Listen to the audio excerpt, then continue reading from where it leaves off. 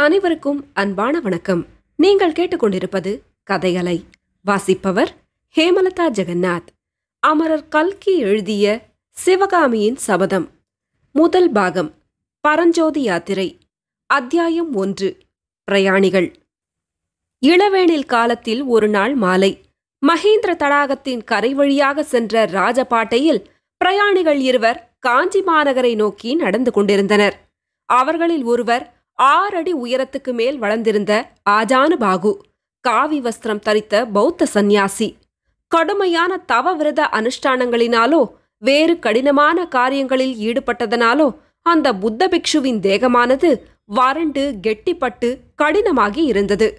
அவருடைய முகத்தோற்றமானது அன்பையோ பக்தியையோ உண்டாக்குவதாய் இல்லை, ஒருவித அச்சத்தை ஊட்டுவதாய் இருந்தது.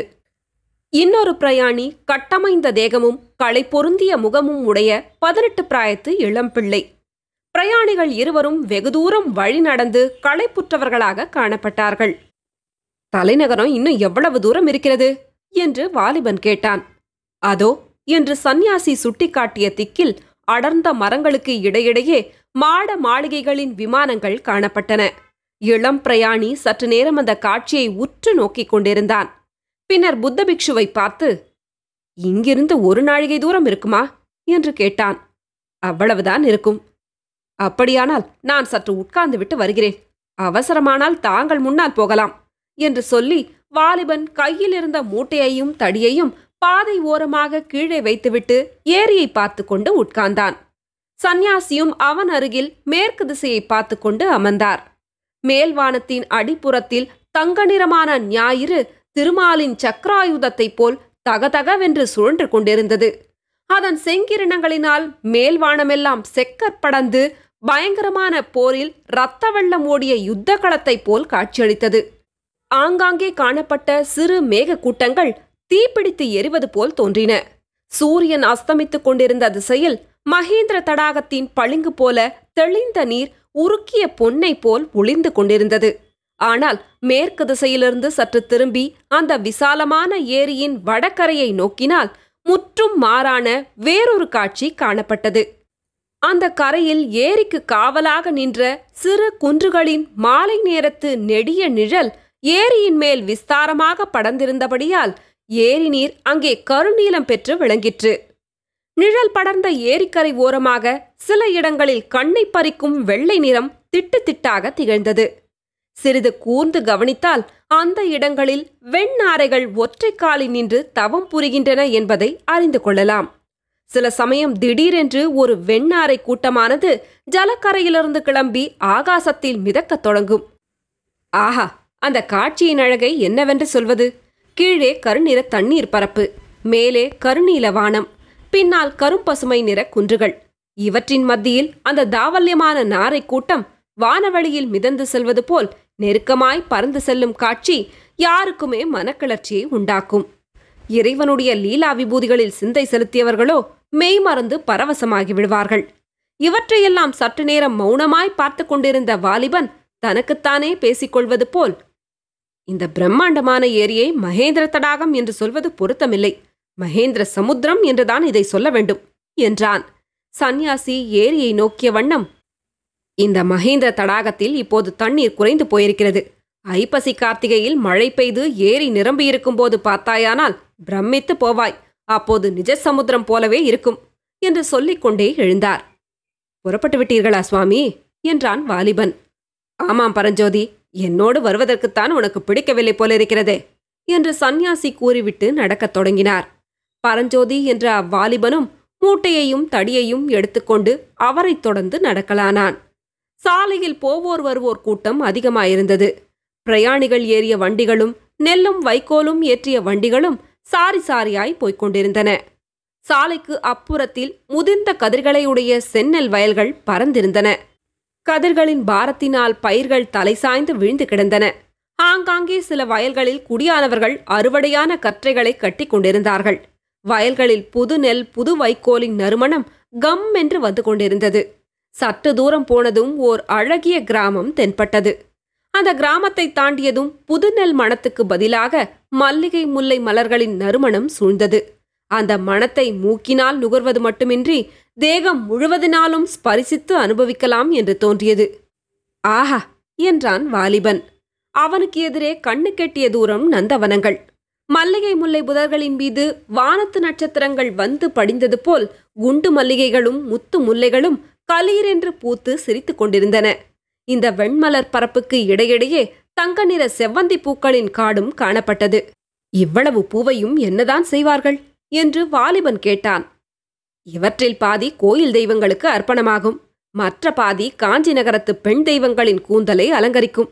அதோ என்று சட்டென நின்றார் சந்நியாசி. சரசரவென்று சாலையின் குறுக்கே ஒரு பாம்பு ஊர்ந்து சென்று நந்தவனத்துக்குள் புகுந்து மறைந்தது. இந்த மல்லிகை மணத்துக்கு பாம்புகள் எங்கே என்று காத்திருக்கும் என்றார் சந்நியாசி. பாம்பு மறைந்ததும் இருவரும் மேலே சென்றார்கள். சற்று நேரம் மௌனம் குடிக்கொண்டிருந்தது. பரஞ்சோதி கழுக்கென்று சிரித்தான். எதை நினைத்து சிரிக்கிறாய் என்றார் சந்நியாசி. பரஞ்சோதி சற்று நேரம் பேசாமல் இருந்துவிட்டு, இல்லை அடிகளே, மத்தியானம் அந்த சர்ப்பத்தை கொன்று என்னை காப்பாற்றினீர்களே, நீங்கள் புத்த பிக்ஷுவாயிற்றே, ஜீவஹத்தி செய்யலாமா என்று நினைத்து சிரித்தேன் என்றான். தன்னை கொல்ல வந்த பசுவையும் கொல்லலாம் அல்லவா என்றார் புத்த பிக்ஷு. ஆனால் பாம்பு தங்களை கொல்ல வரவில்லையே, என்னைத்தானே கொல்ல வந்தது என்றான் பரஞ்சோதி ஏளனமான குரலில். என் சிஷ்யனை நான் காப்பாற்ற வேண்டாமா என்றார் பிக்ஷு. சிஷ்யனா? யாரை சொன்னீர்கள்? ஆமாம், நீ என் உயிரை ஒரு சமயம் காப்பாற்றினாய். அதற்கு பிரதியாக தங்கள் உயிரை நான் காப்பாற்றினேனா? எப்போது? 300 வருஷங்களுக்கு முன்னால். என்ன, 300 ஜென்மத்தில்? ஓஹோ, தாங்கள் முக்காலமும் உணர்ந்த முனிவர் என்பது தெரியாமல் கேட்டுவிட்டேன், க்ஷமிக்க வேண்டும். சந்நியாசி மௌனமாக நடந்தார். மறுபடி பரஞ்சோதி, சுவாமி, இனிமேல் வரப்போகிறது கூட தங்கள் ஞான திருஷ்டியில் தெரியுமல்லவா என்று கேட்டான். வரப்போகிறதொன்றை சொல்லட்டுமா? சொல்லுங்கள். இந்த நாட்டுக்கு பெரிய யுத்தம் வரப்போகிறது. பெரிய யுத்தமா? ஆமாம், மகாபயங்கரமான யுத்தம். பாலாறு இரத்த ஆறாக ஓடப்போகிறது. மகேந்திர தடாகம் இரத்த தடாகமாக போகிறது. ஐயோ, பயமா இருக்கிறதே. போதும் அடிகளே. சற்று பொறுத்து மறுபடியும் பரஞ்சோதி, நாட்டின் சமாச்சாரம் எனக்கெதற்கு சுவாமி? என் விஷயமாக ஏதாவது தெரிந்தால் சொல்லுங்கள் என்றான். இன்று ராத்திரி உனக்கு ஒரு கஷ்டம் ஏற்பட போகிறது. சிவ சிவா, நல்ல வாக்காக ஏதாவது சொல்லக்கூடாதா? புத்த பகவானுடைய அருளால் அந்த கஷ்டம் நீங்கும். நான் சைவனாயிற்றே, புத்தர் எனக்கு அருள் செய்வாரா? புத்தருடைய கருணை எல்லையற்றது. அதோ வருவது யார் என்று கேட்டான் பரஞ்சோதி. மங்கிய மாலை வெளிச்சத்தில் ஓர் அபூர்வ உருவம் அவர்களுக்கு எதிரே வந்து கொண்டிருந்தது தெரிந்தது. பார்த்தாலே தெரியவில்லையா? திகம்பர சமண முனிவர் வருகிறார் என்றார் புத்த பிக்ஷு. சமண முனிவர்கள் இன்னும் இங்கே இருக்கிறார்களா என்று பரஞ்சோதி கேட்டான்.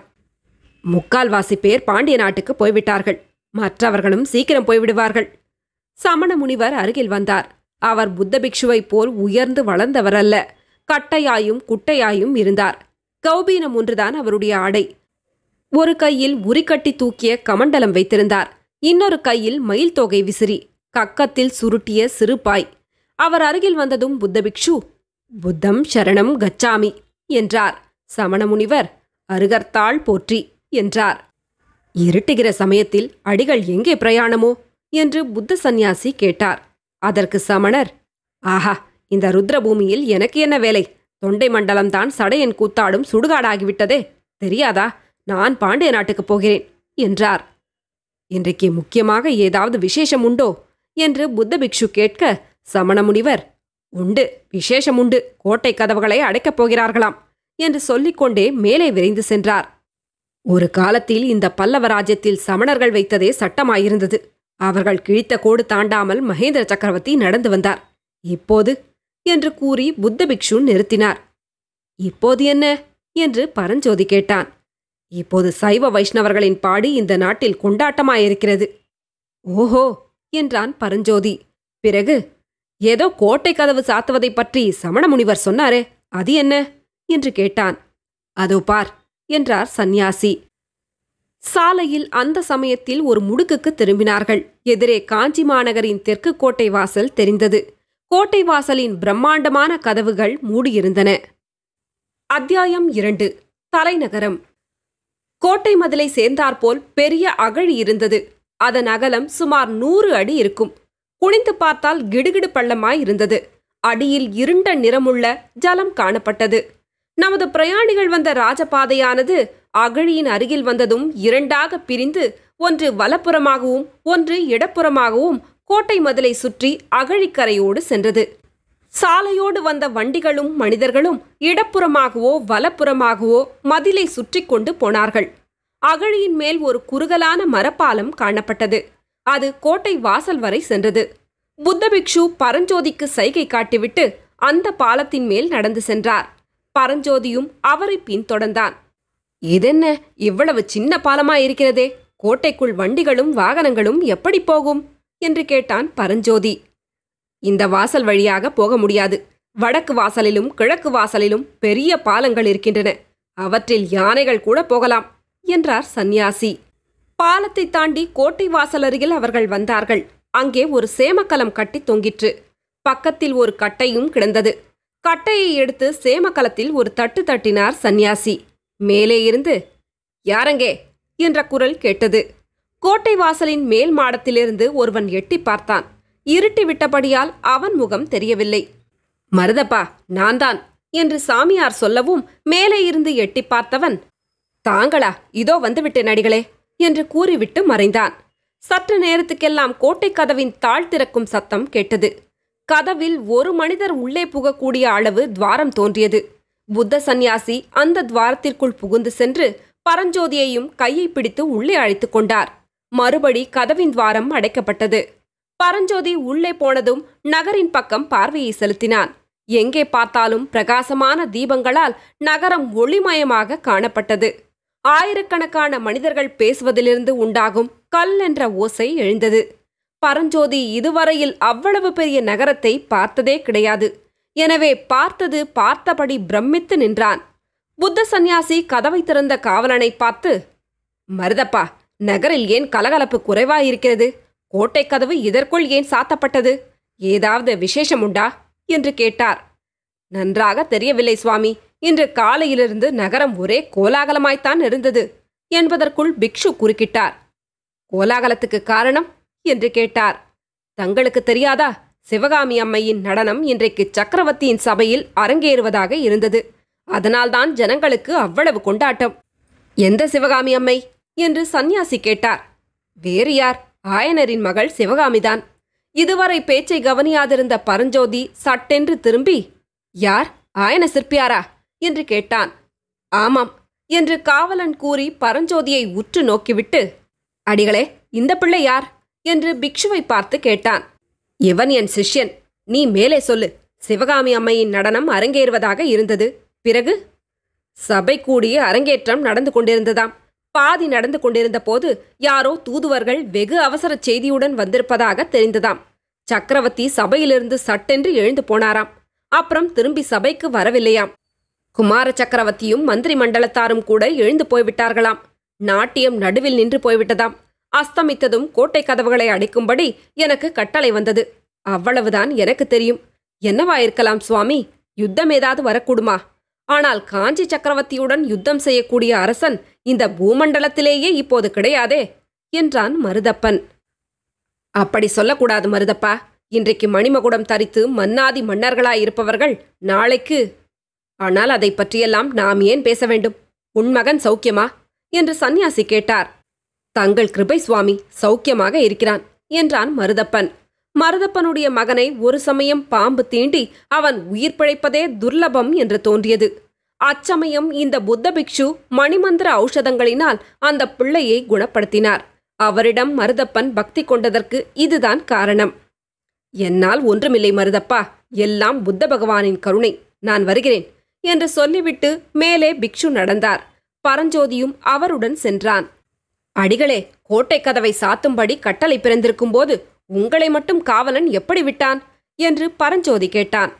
எல்லாம் இந்த காவி துணியின் மகிமைதான் என்றார் புத்த பிக்ஷு. ஓஹோ, பல்லவ சக்கரவர்த்தியின் ராஜ்யத்தில் காவி துணிக்கு அவ்வளவு கௌரவமா? ஆனால் சமணர்கள் மட்டும் ஏன்? சமணர்கள் ராஜரீக விஷயங்களில் தலையிட்டார்கள். நாங்கள் அந்த வழிக்கே போவதில்லை. ராஜவம்சத்தினரின் முகத்தை கூட பார்ப்பதில்லை என்று வைத்துக் கொண்டிருக்கிறோம். போகட்டும், உன்னுடைய உத்தேசம் என்ன? என்னுடன் பௌத்த விஹாரத்துக்கு வரப்போகிறாயா? இல்லை சுவாமி, நாவுக்கரசர் மடத்துக்கே போய்விடுகிறேன். வேறு எங்கேயும் தங்க வேண்டாம் என்று என் தாயாரின் கட்டளை. அப்படியானால் இந்த இடத்தில் நாம் பிரிய வேண்டியதுதான். போய் வருகிறாயா தம்பி? சுவாமி, நாவுக்கரசர் மடம் எங்கே இருக்கிறது? எப்படி போக வேண்டும் என்று பரஞ்சோதி கேட்டான். ஏகாம்பரேஸ்வரர் கோவிலுக்கு பக்கத்தில் இருக்கிறது. அதோ பார் கோவில் விமானத்தை. பரஞ்சோதி பார்த்தான். வெகு தூரத்துக்கு வெகு தூரம் பரவியிருந்த அந்த விசாலமான நகரில் எங்கே பார்த்தாலும் விமானங்கள் தெரிந்தன. இந்த வரலாறு நிகழ்ந்த காலத்தில், அதாவது ஏறக்குறைய குறிப்பு, சிவகாமியின் சபதம் எழுதப்பட்ட ஆண்டு 1946. 1320 ஆண்டுகளுக்கு முன்னர் தமிழகத்து கோவில்களின் முன்வாசல் கோபுரங்கள் இப்போது இருப்பது போல் உயரமாக அமைந்திருக்கவில்லை. கோவில் கர்ப்பகிரகத்துக்கு மேலேதான் விமானங்கள் அமைப்பது வழக்கம். இவையும் அவ்வளவு உயரமாக இருப்பதில்லை. மேலும் சிவன் கோவில் விமானங்கள், சமண பள்ளிகளின் விமானங்கள், அரண்மனை விமானங்கள் எல்லாம் ஏறக்குறைய ஒரே மாதிரியாய் இருக்கும். எங்கே பார்த்தாலும் விமானமயமாக காணப்படுகிறதே, நீங்கள் எதை சொல்கிறீர்கள் என்று பரஞ்சோதி கேட்டான். இங்கிருந்து அடையாளம் சொல்லுவது கஷ்டம். இந்த வீதியோடு நேரே போ. ஏகாம்பரர் கோவிலுக்கு வழி அங்கங்கே விசாரித்து தெரிந்து கொள்ளலாம். கோவில் சந்நிதியில் வாகீசர் மடம் இருக்கிறது. ஜாக்கிரதை தம்பி, காலம் விபரீதமாகிக் கொண்டு வருகிறது என்று சொல்லிக்கொண்டே புத்த பிக்ஷு அங்கிருந்து பிரிந்து வேறொரு வீதி வழியாக சென்றார். வாலிப பிரயாணி நேரே பிக்ஷு காட்டிய திக்கை நோக்கி சென்றான். அக்காலத்தில் தென் தேசத்திலேயே மிகவும் பிரசித்தி பெற்று விளங்கியது காஞ்சி மாநகரம். அந்நகரின் வீதி ஒவ்வொன்றுமே தேரோடும் வீதியைப் போல் விசாலமாக அமைந்திருந்தது. வீடுகளெல்லாம் மாளிகைகளாகவே இருந்தன. ஆங்காங்கே கல்லால் ஆன தூண்களின் மேல் விசாலமான அகல்களில் தூங்கா விளக்குகள் சுடர்விட்டு பிரகாசித்துக் கொண்டிருந்தன. வீதிகளில் ஜே ஜே என்று போவோரும் வருவோருமாய் ஏக கூட்டமாய் இருந்தது. கடைத்தெருக்களின் காட்சியையோ சொல்ல வேண்டாம். காசி முதல் கன்னியாகுமரி வரையில் பரத கண்டத்தில் விளையும் பொருட்களெல்லாம் அந்த கடைவீதிகளில் கிடைக்கும். புஷ்பக் கடைகளாக ஒரு பக்கம், பழக்கடைகளாக ஒரு பக்கம், பட்சணக் கடைகளாக ஒரு பக்கம், தானியக் கடைகள் ஒரு பக்கம், முத்து ரத்தின வியாபாரிகளின் கடைகள் இன்னொரு பக்கம். இப்படி கடை வீதியானது எல்லையில்லாமல் வளர்ந்து கொண்டே போயிற்று. பரஞ்சோதி அளவில்லா வியப்புடன் மேற்கூறிய வீதி காட்சிகளை பார்த்து கொண்டு போனான். ஆங்காங்கே ஜனங்கள் கூட்டமாய் நின்ற இடங்களிலெல்லாம் சிவகாமி அம்மையின் நடன அரங்கேற்றம் நடுவில் நின்று போனதை பற்றியும், கோட்டை கதவுகளை சாத்தும்படி கட்டளை பிறந்திருப்பதை பற்றியுமே பேசிக்கொண்டிருந்ததை அவன் கேட்டுக்கொண்டு நடந்தான். சற்று நேரத்துக்கு ஒரு தடவை அவன் எதிரே வந்தவர்களிடம், ஏகாம்பரேஸ்வரர் கோவில் எது என்று கேட்டான். அதோ என்று அவர்களும் சுட்டிக்காட்டிவிட்டு போனார்கள். ஆனாலும் ஏகாம்பரேஸ்வரர் கோவிலை அவன் அடைந்த பாடில்லை. புதிதாக ஒரு பெரிய நகரத்தை பார்க்கும் அதிசயத்தில் மூழ்கியிருந்தபடியால் பரஞ்சோதியும் கோவிலை சீக்கிரமாக கண்டுபிடிப்பதில் அவ்வளவு கவலை உள்ளவனாய் இல்லை. இப்படி அவன் வீதி வலம் வந்து கொண்டிருக்கையில் திடீரென்று ஓரிடத்தில் ஏக கூச்சலும் குழப்பமும் உண்டாவதை பார்த்தான். ஜனங்கள் நாலாபுறமும் சிதறி ஓடினார்கள். கோயில் யானைக்கு மதம் பிடித்துவிட்டது, ஓடுங்கள் ஓடுங்கள் என்ற கூக்குரலோடு சேர்ந்து குழந்தைகள் வீறிடும் சத்தம், ஸ்திரீகள் அலறும் சத்தம், குதிரைகள் கணைக்கும் சத்தம், வீட்டுக் கதவுகளை தடால் தடால் என்று சாத்தும் சத்தம், மாடுகள் மா என்று கத்தும் சத்தம், கட்டை வண்டிகள் கடகடாவென்று உருண்டோடும் சத்தம், இவ்வளவும் சேர்ந்து சொல்ல முடியாத அல்லோல கல்லோலமாகிவிட்டது. பரஞ்சோதி ஒரு கணம் திகைத்து நின்றான். தானும் ஓட வேண்டுமா, எந்த பக்கம் ஓடுவது என்று அவன் மனம் சிந்தித்துக் கொண்டிருந்த போதே அவனுக்கு எதிரே நடந்த சம்பவங்களை அவனுடைய கண்கள் கவனித்தன. தெருவில் அவனுக்கு முன்னால் சற்று தூரத்தில் ஒரு பல்லக்கு சென்று கொண்டிருந்தது. அதில் சௌந்தரிய தேவதை என்று சொல்லக்கூடிய ஓர் இளம் பெண்ணும் அவளுடைய தந்தை என தோன்றிய பெரியவர் ஒருவரும் இருந்தார்கள். பல்லக்கை தூக்கிச் சென்றவர்கள் அவர்களுக்கு பின்னால் எழுந்த கூச்சலையும் கோலாகலத்தையும் கேட்டுவிட்டு பல்லக்கை கீழே வைத்துவிட்டு நாலா பக்கமும் சிதறி ஓடினார்கள். அதே சமயத்தில் அவனுக்கு பின்னால் வெகு சமீபத்தில் மதம் கொண்ட யானை ஒன்று பூமி அதிர ஓடி வந்தது. இதையெல்லாம் கவனித்த பரஞ்சோதி ஒரு கணம் தயங்கி நின்றான். அடுத்த கணத்தில் ஒரு தீர்மானத்துக்கு வந்தவனாய் சட்டென்று கையிலிருந்த மூட்டையை கீழே வைத்து அவசரமாக அவிழ்த்தான். அதற்குள் இருந்த வேல் முனையை எடுத்து தன் கையில் வைத்திருந்த தடியின் முனையில் செருகி பொருத்தினான். பொருந்திய வேலை அவன் வலது கையில் தூக்கி பிடித்ததற்கும் மதம் கொண்ட யானை அவன் நின்ற இடத்திற்கு அருகே வருவதற்கும் சரியாயிருந்தது. அவ்வளவுதான். பரஞ்சோதி தன் முழு பலத்தையும் கொண்டு வேலை வீசினான். அது யானையின் இடது கண்ணுக்கு அருகில் பாய்ந்தது. யானையின் தடித்த தோலை பொத்துக்கொண்டு உள்ளேயே சென்றுவிட்டது. யானை பயங்கரமாக ஒரு முறை பிளிரிற்று. துதிக்கையால் வேலை பிடுங்கி காலின் கீழே போட்டு மிதித்தது. பிறகு வேலை எறிந்த வாலிபன் நின்ற பக்கம் திரும்பிற்று. மதம் கொண்ட யானையின் மீது வேலை எறிந்தால் அதனுடைய விளைவு என்னவாகும் என்பதை அந்த இளம் பிரயாணி நன்கு உணர்ந்திருந்தான். எனவே யானை தன் பக்கம் திரும்ப கண்டதும் பல்லக்கு இருந்த திசைக்கு எதிர் திசையில் வேகமாக ஓடத் தொடங்கினான். யானை தன்னுடைய பிரம்மாண்டமான தேகத்தை முழுவதும் திருப்புவதற்குள்ளே அவன் வெகு தூரம் ஓடிவிட்டான். ஓடிய வண்ணமே திரும்பி பார்த்தபோது யானை வீறிட்டு கொண்டு தன்னை நோக்கி விரைந்து வருவதைக் கண்டான். உடனே அங்கே காணப்பட்ட ஒரு சந்தில் திரும்பி ஓடத் தொடங்கினான். சற்று நேரம் திரும்பி பார்க்காமல் ஓடிய பிறகு மறுபடியும் ஒரு விசாலமான பெரிய வீதியில் தான் வந்திருப்பதைக் கண்டான். தனக்கு எதிரே 5-6 யானைகள் மாவுத்தர்களால் ஏவப்பட்டு விரைவாக வந்து கொண்டிருப்பதை பார்த்து தெருவின் ஓரத்தில் ஒதுங்கினான். மத யானையை கட்டுக்கு உட்படுத்தி அழைத்து செல்வதற்காகவே இந்த யானைகள் போகின்றன என்பதை ஊகித்து உணர்ந்ததும் ஓடுவதை நிறுத்தி மெதுவாக நடக்கலானான். பரஞ்சோதிக்கு அப்போதுதான் தன் தேகநிலை பற்றிய நினைவு வந்தது. அவனுடைய நெஞ்சு படபடவென்று அடித்து கொண்டிருந்தது. உடம்பெல்லாம் வியர்வையினால் சொட்ட நனைந்து போயிருந்தது. ஏற்கனவே நாளெல்லாம் வழி நடந்ததனால் பரஞ்சோதி களைத்து போயிருந்தான். இப்போது அதிவேகமாக ஓடி வந்ததனால் அவனுடைய களைப்பு மிகுதியாகியிருந்தது. கால்கள் தளர்ந்து தடுமாறின. உள்ளத்தில் ஏற்பட்ட கிளர்ச்சியினாலும் பரபரப்பினாலும் தேகம் நடுங்கிற்று. சற்று உட்கார்ந்து இளைப்பாராமல் மேலே நடக்க முடியாது என்று தோன்றியது. வீதி ஓரத்தில் காணப்பட்ட சுமை தாங்கி அருகில் சென்று அதன் மேல் உட்கார்ந்தான். வானத்தில் பூரணச்சந்திரன் பிரகாசித்துக் கொண்டிருந்தது. இளம் தென்றல் மெல்ல மெல்ல வந்து களைத்து போயிருந்த அவனுடைய தேகத்தின் மீது வீசி இளைப்பாற்றியது. உடம்பின் களைப்பு நீங்க நீங்க உள்ளம் சிந்தனை செய்ய தொடங்கியது. நாம் வந்த காரியம் என்ன, செய்த காரியம் என்ன என்று எண்ணிய போது பரஞ்சோதிக்கே வியப்பாயிருந்தது.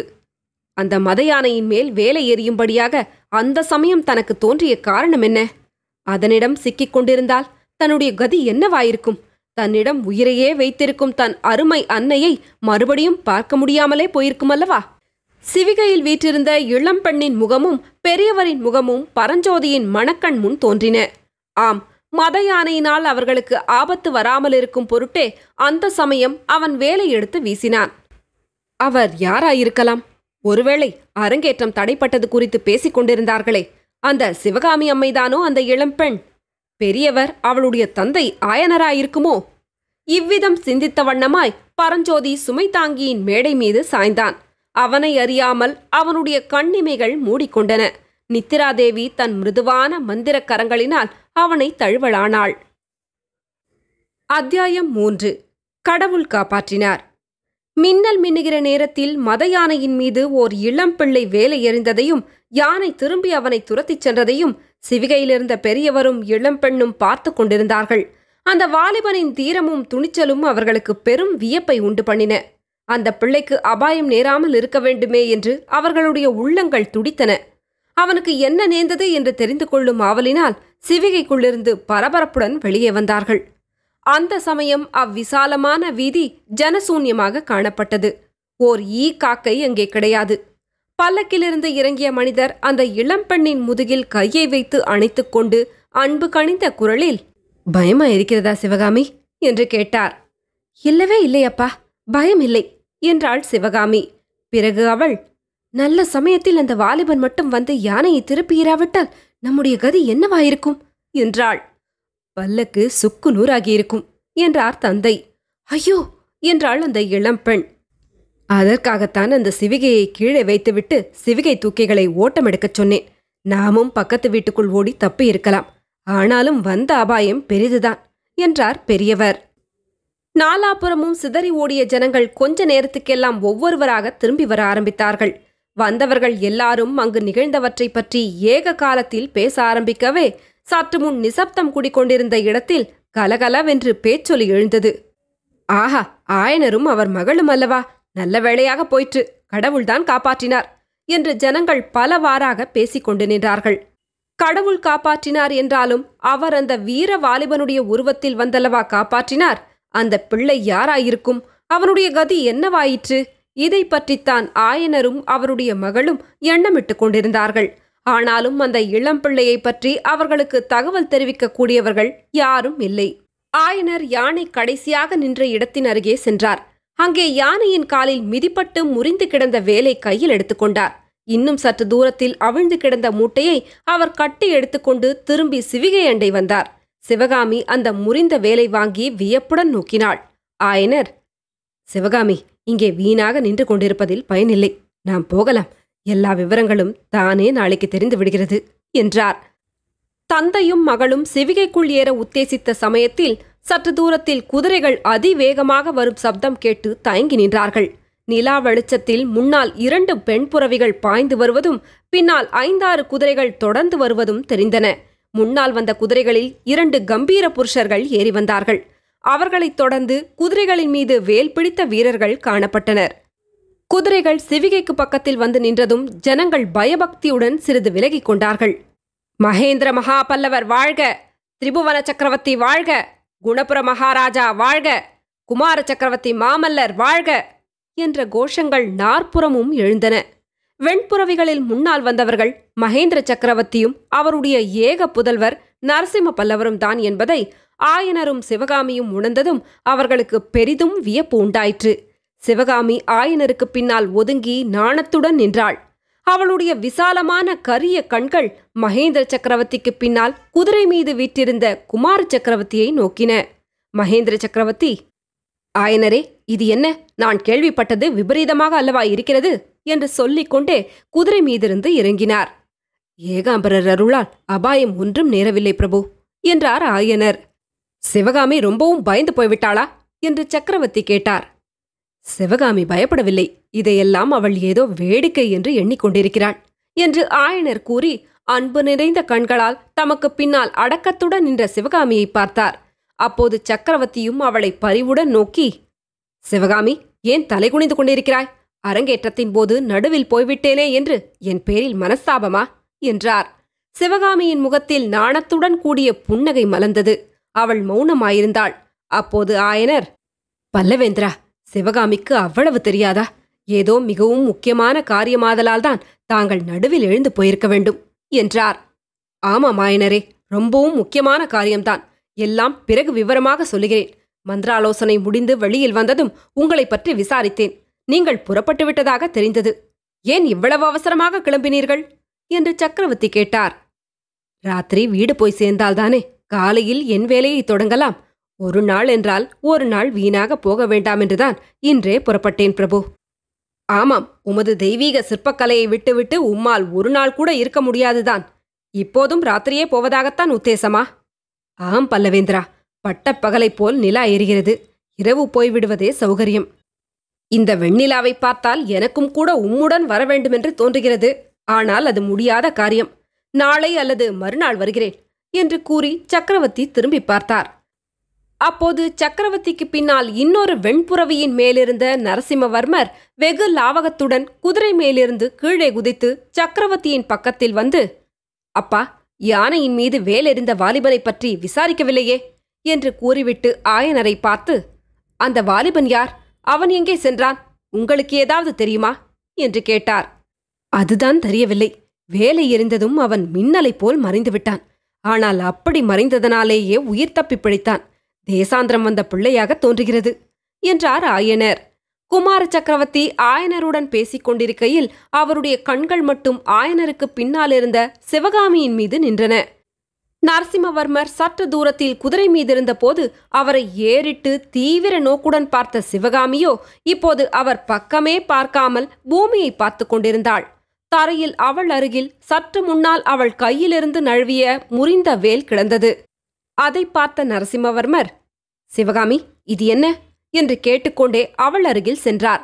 சிவகாமி சிறிது பின்வாங்கி முறிந்த வேலை தரையிலிருந்து எடுத்து அவர் பக்கம் நீட்டினாள்.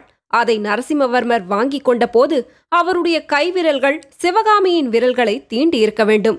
தேல் கொட்டியவர்களைப் போல் அவர்கள் அவசரமாக விலகிக் கொண்டதிலிருந்து இதை ஊகிக்கக்கூடியதாய் இருந்தது. நரசிம்மவர்மர் தம் தேகத்தில் ஏற்பட்ட படபடப்பை ஒருவாறு சமாளித்து அடக்கிக் கொண்டு ஆயனரை பார்த்து, உங்களை மத யானையின் கோபத்திலிருந்து காப்பாற்றியது இந்த வேல்தானா ஆயனரே என்று கேட்டார். ஆமாம் பல்லவகுமாரா என்று ஆயனர் மேலும் ஏதோ சொல்வதற்குள் மாமல்லர் தந்தையை பார்த்து, அப்பா, இந்த வேலுக்குடையவனை கட்டாயம் கண்டுபிடிக்க வேண்டும். அவன் நல்ல சமயத்தில் இத்தகைய வீரச் செயலை புரிந்திராவிட்டால் பல்லவ சாம்ராஜ்யத்தின் மகா சிற்பியை அல்லவா இந்நேரம் எழுந்திருப்போம் என்றார். அதற்கு சக்கரவர்த்தி, மகா சிற்பியை மட்டும்தானா, பல்லவ சாம்ராஜ்யத்தின் தலை சிறந்த கலைவாணியையும் இழந்திருப்போம். அந்த வீரனை கண்டுபிடிக்க வேண்டியது அவசியம்தான். இவர்கள் இப்போது புறப்பட்டுச் செல்லட்டும், ஏற்கனவே நேரம் அதிகமாகிவிட்டது என்று சொல்லிவிட்டு சிவகாமியை பார்த்து, குழந்தாய், உன்னுடைய ஆட்டம் இன்று அற்புதமாயிருந்தது. முழுமையும் பார்க்கத்தான் முடியாமல் போயிற்று என்றார். பின்னர் அவள் தந்தையை நோக்கி, ஆயனரே, உம்முடன் பேச வேண்டிய விஷயங்கள் எத்தனையோ இருக்கின்றன. சீக்கிரத்தில் மாமல்லபுரம் வருகிறேன். இப்போது ஜாக்கிரதையாய் போய்ச் சேருங்கள் என்று சொன்னார். அங்கே தாம் நிற்கும் வரையில் ஆயனரும் அவர் மகளும் பல்லக்கில் ஏறமாட்டார்கள் என்பதை அறிந்த சக்கரவர்த்தி விரைந்து சென்று குதிரையின் மேல் ஏறினார். நரசிம்மவர்மரும் தம் குதிரை மீது ஏறிக்கொண்டார். குதிரைகள் புறப்படும் முன் மகேந்திர பல்லவர் தமக்கு பின்னால் நின்ற வீரர்களில் ஒருவனை சைகையினால் கூப்பிட்டு, அயலூரிலிருந்து புதிதாக வந்த இளைஞன் யாராயிருந்தாலும் இன்று இரவு அவனை பிடித்து வைத்திருந்து நாளைக்கு அரண்மனைக்கு அழைத்து வரவேண்டும். நகர்காப்பு தலைவனுக்கு இந்த கட்டளையை உடனே தெரியப்படுத்து என்று ஆக்ஞாபித்தார். சக்கரவர்த்தியும் குமாரரும் அங்கிருந்து போனதும் ஆயனரும் சிவகாமியும் தங்கள் சிவிகையில் அமர்ந்தார்கள். காவலர் புடைசூழ சிவிகை காஞ்சிக்கோட்டையின் கீழ்வாசலை நோக்கிச் சென்றது. அத்தியாயம் 4. துர்சகுணம். வீதி ஓரத்திலிருந்த சுமைதாங்கியின் மீது பரஞ்சோதி சாய்ந்து கண்ணை மூடி கால் நாழிகை கூட இராது. ஏதோ பேச்சுக்குரலை கேட்டு தூக்கி வாரி போட்டுக்கொண்டு கண் விழித்தான். தெருவில் யாரோ இவ்விதம் பேசிக்கொண்டு போனார்கள். கோயில் யானைக்கு மதம் பிடித்தால் துர்சகுணம் என்று சொல்லுகிறார்களே. ஆமாம், நாட்டுக்கு ஏதோ பெரிய விபரீதம் வரப்போகிறது. யானைக்கு எப்படி மதம் பிடித்ததாம்? யாருக்கு தெரியும்? யாரோ அசலூரான் ஒருவன் யானையின் மேல் வேலை வீசி எறிந்தானாம். அதனால் யானைக்கு வெறி பிடித்துவிட்டது என்று சொல்லுகிறார்கள். ஆயன சிற்பியும் அவருடைய மகளும் பிழைத்தது புனர்ஜென்மம் என்கிறார்களே. அப்படித்தான், அரங்கேற்றம் நடுவில் நின்றது போதாதென்று இந்த ஆபத்து வேறே அவர்களுக்கு நேர்ந்தது. அதற்கு மேல் பரஞ்சோதிக்கு அவர்கள் பேசியது கேட்கவில்லை. வேலை எரிந்ததனால் யானைக்கு வெறி பிடித்து விட்டதாம் என்னும் பேச்சு காதில் விழுந்ததும் பரஞ்சோதியின் உள்ளம் திடுக்கிட்டது. அப்போது அவனுக்கு இன்னொரு விஷயமும் ஞாபகம் வந்தது. அவன் கொண்டு வந்திருந்த மூட்டையை நடுத்தருவிலேயே போட்டுவிட்டு அவன் ஓடி வந்துவிட்டான். நாவுக்கரசருக்கும் ஆயன சிற்பிக்கும் அவன் கொண்டு வந்திருந்த ஓலைகள் அந்த மூட்டையில் இருந்தன. இன்னும் அவனுடைய துணிமணிகளும் அவன் கொண்டு வந்திருந்த சொற்ப பணமும் மூட்டைக்குள்ளேதான் இருந்தன. அதை அவசியம் கண்டுபிடித்தாக வேண்டும். போட்ட இடத்திலேயே மூட்டை கிடைக்குமா? திக்கு திசை புரியாத இந்த பெரிய நகரத்தில் அந்த இடத்தை மறுபடியும் கண்டுபிடிப்பது எப்படி? பரஞ்சோதி சுமைதாங்கியிலிருந்து இறங்கி தான் ஓடி வந்த வழி எதுவாயிருக்கும் என்று ஒருவாறு ஊகித்து கொண்டு அந்த திசையை நோக்கி நடக்கத் தொடங்கினான். இதற்குள் வீதிகளில் ஜனநடமாட்டம் வெகுவாக குறைந்து போயிருந்தது. வீட்டுக் கதவுகளையெல்லாம் சாத்தியாகிவிட்டது. வீதி விளக்குகளை அணைத்து விட்டார்கள். நல்ல வேளையாக பூரணச்சந்திரன் பால் போன்ற வெண்ணிலாவை பொழிந்து கொண்டிருந்தான். நிலா வெளிச்சத்தில் நாற்புறமும் கூர்மையாக பார்த்து கொண்டு பரஞ்சோதி வெகுநேரம் நடந்தான். எவ்வளவு நடந்தும் யானையை சந்தித்த இடத்தை அவனால் கண்டுபிடிக்க முடியவில்லை. மூட்டையையும் அவன் எங்கும் காணவில்லை. நேரம் ஆக ஆக வீதிகளில் நிசப்தம் குடிக்கொண்டது. உச்சிவானத்தில் சந்திரனை பார்த்து அர்த்தராத்திரியாகிவிட்டது என்பதை பரஞ்சோதி தெரிந்து கொண்டான். கால்கள் இனி நடக்க முடியாதபடி சோர்ந்து போயின. உடம்பை எங்கேயாவது கீழே போட்டால் போதும் என்று அவனுக்கு ஆகிவிட்டது. இனிமேல் மூட்டையை தேடுவதில் பயனில்லை. நாவுக்கரசர் மடத்துக்கு எப்படியாவது போய்ச் சேர்ந்தால் போதும். ஆனால் எப்படி போவது? வழி கேட்பதற்கு கூட வீதிகளில் யாரையும் காணோம். லட்சக்கணக்கான ஜனங்கள் வாழ்ந்த அந்த பெரிய நகரத்தில் தான் மட்டும் தன்னந்தனியாக அலைவதை நினைத்தபோது பரஞ்சோதிக்கு எப்படியோ இருந்தது. ராத்திரியெல்லாம் இப்படியே அலைந்து கொண்டிருக்க வேண்டியதுதானா? ஆயிரக்கணக்கான மாளிகைகளும் மண்டபங்களும் வீடுகளும் நிறைந்துள்ள இந்த நகரில் தனக்கு இரவில் தங்குவதற்கு இடம் கிடையாதா? நல்ல வேளையாக இதோ யாரோ வருகிறார்கள் போல் இருக்கிறது. பேச்சுக்குரல் கேட்கிறது. அவர்களை விசாரித்து பார்க்கலாம். ஒரு வீதியின் முடுக்கில் 2 பேர் பேசிக்கொண்டு வந்தார்கள். அவர்களை பார்த்தால் நகர்காவலர்கள் என்று தோன்றியது. பரஞ்சோதியை பார்த்ததும் அவர்களே நின்றார்கள். யாரப்பா நீ? நடுராத்திரியில் எங்கே கிளம்பினாய் என்று அவர்களில் ஒருவன் கேட்டான். நான் அயலூர் ஐயா என்று பரஞ்சோதி சொல்ல ஆரம்பிப்பதற்குள் முதலில் பேசியவன், அயலூர்காரன் என்றால் எந்த ஊர் என்றான். சோழ தேசம். ஓஹோ, உறையூரா? இல்லை ஐயா, கீழை சோழ நாட்டில் செங்காட்டங்குடி கிராமம். இன்று மாலைதான் காஞ்சிக்கு வந்து சேர்ந்தேன். அப்படியா? இங்கு எதற்கு வந்தாய்? நாவுக்கரசர் மடத்தில் தமிழ் பயில்வதற்காக வந்தேன். அப்படியானால் நள்ளிரவில் தெருவீதியில் ஏன் அலைகிறாய்? மடம் இருக்குமிடம் தெரியவில்லை. சாயங்காலத்திலிருந்து தேடிக்கொண்டிருக்கிறேன். அந்த காவலர்கள் இருவரும் லேசாக சிரித்த சிரிப்பில் பரிகாசம் தொனித்தது. அவர்களில் ஒருவன், நாவுக்கரசர் மடத்துக்கு நீ கட்டாயம் போக வேண்டுமா என்று கேட்டான். ஆம் ஐயா, நாங்கள் அந்த பக்கம்தான் போகிறோம். நீ வந்தால் அழைத்து கொண்டு போய்விடுகிறோம். பரஞ்சோதி காவலர்களுக்கு வந்தனம் சொல்லிவிட்டு அவர்களை பின்தொடர்ந்து சென்றான். சற்று நேரத்துக்கெல்லாம் அவர்கள் உயரமான மதில் சுவர்களுடைய ஒரு கட்டிடத்தின் வாசலில் வந்து நின்றார்கள். இதுதான் மடமா என்று கேட்டான் பரஞ்சோதி. ஆமாம், பார்த்தால் இது மடமாக தோன்றவில்லையா? உண்மையில் பரஞ்சோதிக்கு அது மடமாக தோன்றவில்லை. அருகில் கோயில் எதையும் காணவில்லை. கட்டடத்தின் உயரமான சுவர்களும் வாசற்கதவில் பூட்டியிருந்த பெரிய பூட்டும் அவனுக்கு இன்னது என்று தெரியாத சந்தேகத்தை உண்டாக்கின. அவனை அழைத்து போனவர்களில் ஒருவன் வாசற்கதவண்டை சென்று அங்கே இருந்த காவலாளியிடம் ஏதோ சொன்னான். உடனே பூட்டு திறக்கப்பட்டது. கதவும் திறந்தது. வா தம்பி. நெஞ்சு திக் திக் என்று அடித்துக்கொள்ள பரஞ்சோதி வாசற்படியை தாண்டி உள்ளே சென்றான். இருபுறமும் உயரமான சுவர் எழுப்பிய குறுகிய சந்தின் வழியாக அவனை அழைத்து போனார்கள். ஓரிடத்தில் நின்றார்கள். அங்கிருந்த அறையின் கதவு திறக்கப்பட்டது. இங்கே படுத்திரு, மடத்தில் எல்லாரும் தூங்குகிறார்கள். பொழுது விடிந்து பார்த்துக்கொள்ளலாம் என்றான் ஒருவன். பரஞ்சோதி அந்த இருட்டறைக்குள் எட்டி பார்த்தான்.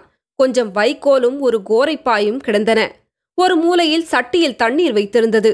திரும்பி தன்னுடன் வந்த காவலர்களை பார்த்து, இது மடம்தானா என்று கேட்டான். ஆமாம் தம்பி, உனக்கென்ன சந்தேகம் என்றான் காவலர்களில் ஒருவன். இங்கு இருக்க விருப்பமில்லாவிட்டால் வெளியே போய்விடு என்றான் இன்னொருவன். பரஞ்சோதிக்கு இருந்த களைப்பில் எப்படியாவது ராத்திரி படுத்து தூங்க இடம் கிடைத்தால் போதும் என்று இருந்தது. இல்லை, இங்கேயே நான் படுத்திருக்கிறேன் என்று சொல்லிவிட்டு அறைக்குள் நுழைந்தான். அப்போது அவனை அழைத்து வந்தவர்களில் ஒருவன், தம்பி, இது மடம்தான். ஆனால் நாவுக்கரசர் மடமல்ல, மன்னரான மகேந்திர சக்கரவர்த்தியின் மடம் என்று சொல்லிக்கொண்டே கதவை சாத்தினான். அடுத்த கணம் அறைக்கதவை பூட்டும் சத்தம் கேட்டது. அத்தியாயம் 5. செல்லப்பிள்ளை. பொன்னி நதி தன் 10,000 கைகளாலும் வளப்படுத்தி பொன் கொழிக்கச் செய்யும் கீழை சோழ நாட்டில் செங்காட்டங்குடி என்ற கிராமம் செழித்து விளங்கிற்று. இந்த கிராமத்தில் மாமாத்திரர் என்று பட்டம் பெற்ற பழங்குடியில் பிறந்த பிள்ளை பரஞ்சோதி. சோழ நாடு முழுதும் உறையூர் சோழ மன்னர்களின் ஆட்சியின் கீழ் இருந்த பழைய காலத்தில் பரஞ்சோதியின் மூதாதைகள் ராஜசேவையில் ஈடுபட்டு படைத்தலைவர்களாய் இருந்தார்கள். சோழ வம்சம் பழம்பெருமை இழந்து பல்லவராட்சி ஓங்கிய போது மாமாத்திரர் குலமும் அதன் சிறப்பை இழந்தது. சென்ற சில தலைமுறைகளாக மாமாத்திரர் போர் தொழிலையும் எல்லைக்காவல் தொழிலையும் கைவிட்டு விவசாய தொழிலை மேற்கொண்டிருந்தார்கள். இத்தகைய குலத்திலே பிறந்த பரஞ்சோதி குழந்தை பிராயத்திலேயே தந்தையை இழந்து தாயாரின் செல்ல பிள்ளையாக வளர்ந்து வந்தான். முரடன், பொல்லாதவன் என்று அக்கம் பக்கங்களில் பெயர் வாங்கினான். சண்டை என்பது அவனுக்கு சர்க்கரையும் பாலுமாக இருந்தது. போர் தொழிலுக்குரிய சாதனங்களில் இயற்கையாக அவன் புத்தி சென்றது. வீராதி வீரர்கள் என்று புகழ்பெற்ற அவனுடைய மூதாதைகளின் வீர ரத்தம் பரஞ்சோதியின் தேகத்தில் அலைமோதி கொண்டு ஓடியது. கழி விளையாட்டு, கத்தி விளையாட்டு, மல்யுத்தம், வேல் எறிதல் ஆகியவற்றில் அவன் அதிவிரைவாக தேர்ச்சி பெற்றான். பரஞ்சோதியின் தாயார் வடிவழகி அம்மை தன் ஏகபுத்திரனிடம் உயிரையே வைத்திருந்தாள். ஆனாலும் பரஞ்சோதியின் முரட்டு காரியங்கள் அவளுக்கு பெரிதும் கவலையை அளித்தன. அந்த மூதாட்டி சிவபக்தி செல்வத்திலும் கலைச்செல்வத்திலும் சிறந்த குடும்பத்திலே பிறந்தவள். அவளுடைய தமையனார் திருவெண்காட்டு பதியில் புகழுடன் வசித்த மருத்துவர், சிவநேச செல்வர். தெய்வத்தமிழ் மொழியை நன்கு பயின்றிருந்ததோடு வடமொழியிலும் அவர் புலமை பெற்று விளங்கினார். வைத்திய கலையில் தேர்ச்சி பெற்று நோய் தீர்ப்பதில் வல்லவராயிருந்தார். அந்த சிவபக்தரின் மூத்த பெண்ணுக்கு உமையாள் என்று பெயர். அழகிலும் குணத்திலும் அவள் இணையற்று விளங்கியது போல கல்வியிலும் சிவபக்தியிலும் சிறந்து விளங்கினாள்.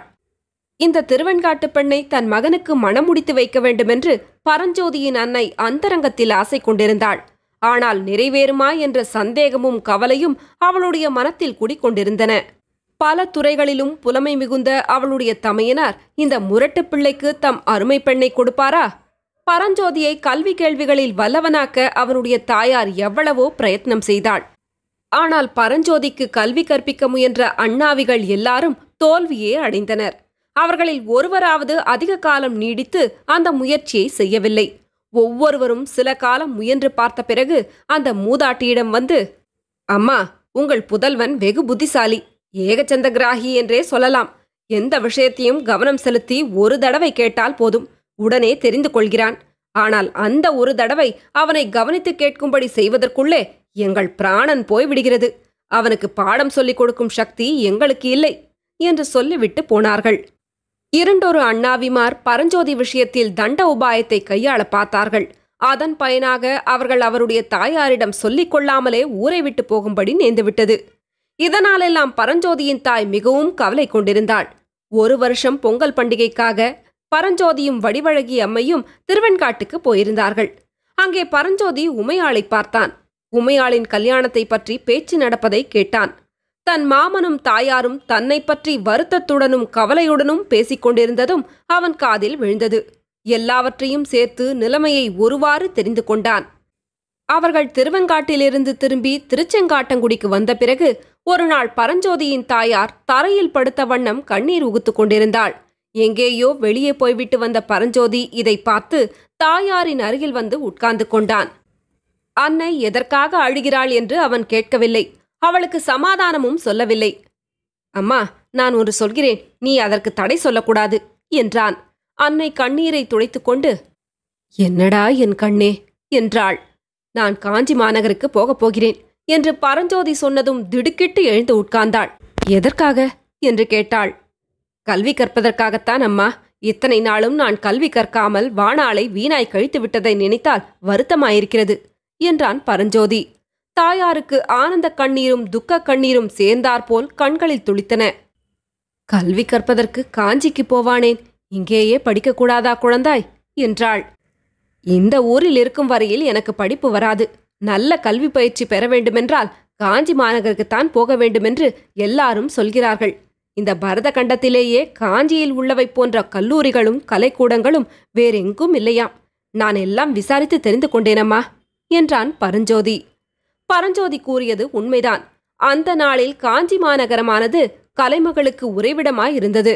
வடமொழி கல்வி அளித்த வேத கடிகைகளும் தமிழ்கல்வி பயில்வித்த திருமடங்களும் பௌத்தர்களின் மதபோதனை கல்லூரிகளும் சமண சமய பள்ளிகளும் காஞ்சியில் நிறைந்திருந்தன. இன்னும் சித்திரம், சிற்பம், சங்கீதம் ஆகிய அருங்கலைகளை பயில்விப்பதற்கு சிறந்த கலைக்கழகங்களும் இருந்தன. இவற்றையெல்லாம் விட காஞ்சி மாநகருக்கு பெரும் சிறப்பு அளித்து தமிழகமெங்கும் பெரும் கிளர்ச்சி உண்டாக்கிய சம்பவம் ஒன்று சில காலத்துக்கு முன்பு நிகழ்ந்திருந்தது. அந்த சம்பவம் மகாவீரரும் மகா புத்திமானும் சகலகலா வல்லவருமான மகேந்திரவர்ம சக்கரவர்த்தி திருநாவுக்கரசரின் மகிமையினால் சமண மதத்தை துறந்து சிவநேச செல்வரானதுதான். மருள் நீக்கியார் என்னும் இயற்பெயர் கொண்ட நாவுக்கரசர் சில காலம் தர்மசேனர் என்ற பெயருடன் சமண சமய போதகர்களில் புகழ்பெற்றவராய் விளங்கினார். பின்னர் அவருடைய சகோதரி திலகவதியாரின் சிவபக்தி காரணமாக அவர் சமண மதத்தை துறந்து சிவனடியாரானார். அது முதல் தேனினும் இனிய தமிழ் மொழியில் சிவபக்தி ததும்பும் பண்களையும் தாண்டகங்களையும் அமுத வெள்ளமாக பொழிந்து வந்தார். அந்த தெய்வீக பாடல்களின் மகிமையில் ஈடுபட்ட மகேந்திர சக்கரவர்த்தியானவர், நான் நாட்டுக்கரசன், தாங்கள் நாவுக்கரசர் என்று மருள் நீக்கியாரை போற்றியதோடு சமண மதத்தையே துறந்து சிவநேசராகிவிட்டார். இந்த வரலாறு தமிழகமெங்கும் பரவியிருந்தது. மேற்கூறிய அதிசயங்களைப் பற்றியே இந்த காலத்தில் எங்கெங்கும் வியப்புடன் ஜனங்கள் பேசிக் கொண்டிருந்தார்கள். மகேந்திர சக்கரவர்த்தியின் வேண்டுகோளின் பேரில் நாவுக்கரசர் காஞ்சியில் திருமடம் ஸ்தாபித்திருக்கிறார் என்றும் அந்த மடத்தில் தெய்வத்தமிழ் மொழியும் தெய்வீக இசைப்பாடல்களும் கற்பிக்கப்படுகின்றன என்றும் நாடெங்கும் பிரசித்தமாகியிருந்தன. இந்த செய்திகளெல்லாம் பரஞ்சோதியின் காதிலும் விழுந்திருந்தபடியால்தான் கல்வி கற்க காஞ்சிக்கு போகிறேன் என்று அவன் தாயாரிடம் கூறினான். ஏக புதல்வனை பிரிந்திருக்க வேண்டும் என்பதை நினைத்து வடிவழகி அம்மை பெரும் வேதனையை அடைந்த போதிலும் கல்வி கற்கப் போகிறேன் என்று பரஞ்சோதி கூறியது அவளுக்கு ஒரு பக்கத்தில் அளவில்லாத மகிழ்ச்சியையும் அளித்தது.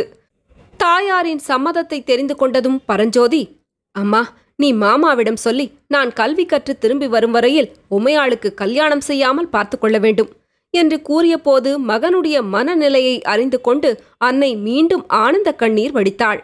பரஞ்சோதியின் தீர்மானத்தை அறிந்து அவனுடைய மாமனும் அளவற்ற மகிழ்ச்சியடைந்தார். அந்த சிவபக்தர் திருநாவுக்கரசரை தரிசித்து அவருடன் நட்புரிமை பூண்டவராதலால் நாவுக்கரசருக்கு ஓலை எழுதி தருவதாக சொன்னார். தமிழ் கல்வியோடு ஏதேனும் ஒரு கலையும் அவன் கற்று வர வேண்டுமென்றும் இதன் பொருட்டு தம்முடைய பழைய சிநேகிதரான ஆயனருக்கு ஓலை தருவதாகவும் கூறினார். பரஞ்சோதியின் மனநிலையை அறிந்து கொண்டு அவன் கல்வி பயின்று திரும்பியதும் உமையாளை அவனுக்கே மணம் செய்து தருவதாகவும் உறுதி கூறினார். நல்ல நாள் நல்ல வேளையில் பரஞ்சோதி அன்னையிடமும் மாமனிடமும் ஆசி பெற்று மற்ற எல்லாரிடமும் விடை பெற்றுக்கொண்டு காஞ்சி மாநகருக்கு புறப்பட்டான். புறப்படும்போது கடைசியாக அவனுடைய மாமன் கூறிய புத்திமதி என்னவென்றால், அப்பா பரஞ்சோதி, தூர வழி போகும்போது கையில் வேலுடன் நீ புறப்படுவது நியாயம்தான். ஆனால் வழிப்பிரயாணத்துக்கு மட்டும் வேலை துணையாக வைத்துக்கொள். காஞ்சி மாநகரை அடைந்ததும் வேலை தலையை சுற்றி வீசி எறிந்துவிடு. அப்புறம் கல்வி கற்பதிலேயே முழு கவனத்தையும் செலுத்து என்பதுதான். தொடரும். கதையலை உங்களுக்கு பிடிச்சிருந்ததுன்னா உங்க நண்பர்களோடும் உறவினர்களோடும் பகிர்ந்துக்கோங்க. நன்றி.